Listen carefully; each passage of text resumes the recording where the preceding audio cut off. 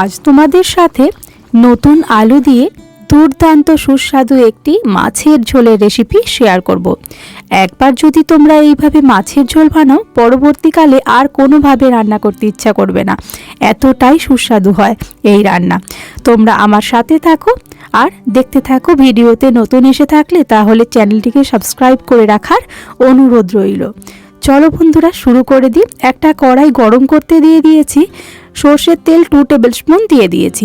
তেলটা যখন ভালোভাবে গরম হয়ে যাবে তখন পুরো কড়াইতে খুন্তি করে একটু এইভাবে নাড়িয়ে নেব।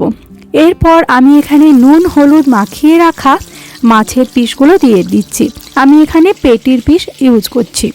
এখানে 6 পিস মাছের পিস রয়েছে, 6টা মাছের পিস রয়েছে পেটি।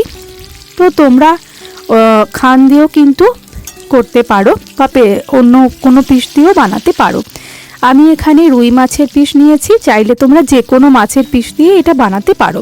মাছের পিসগুলোকে প্রায় 3 থেকে 4 মিনিট করে মিডিয়াম ফ্লেমে রেখে একটা দিক ফ্রাই করে নিয়েছি।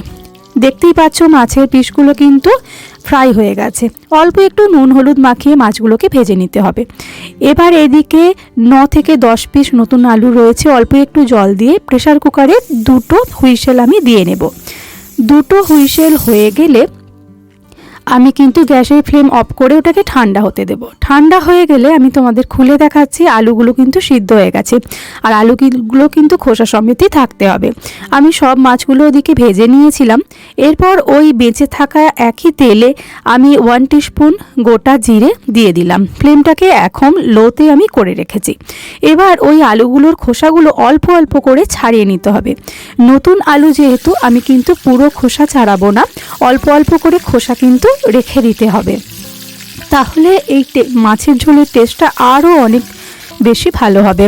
এরপর আলুগুলোকে ওর মধ্যে দিয়ে দিলাম আর 1/4 টিস্পুন মতো হলুদ গুঁড়ো দিয়ে দিলাম আর দিলাম 1/2 টিস্পুন নুন। এরপর মিডিয়াম ফ্লেমে রেখে আলুগুলোকে আমি কিন্তু ওই একই তেলে একটু ফ্রাই করে নেব। এরপর এখানে প্রায় 5 থেকে 6টা মতো শিম দিয়ে দিলাম।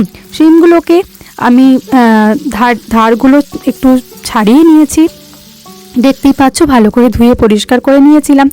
এরপর এখানে দিয়ে দিলাম প্রায় 1 টেবিল স্পুন মতো আদা বাটা আর 1/4 টিস্পুন মতো রসুন বাটা। এই রসুনের পরিমাণটা কিন্তু খুবই কম থাকবে এই রান্নায়, আর আদার পরিমাণটা একটু বেশি থাকবে। এবার একটু কষিয়ে নিলাম।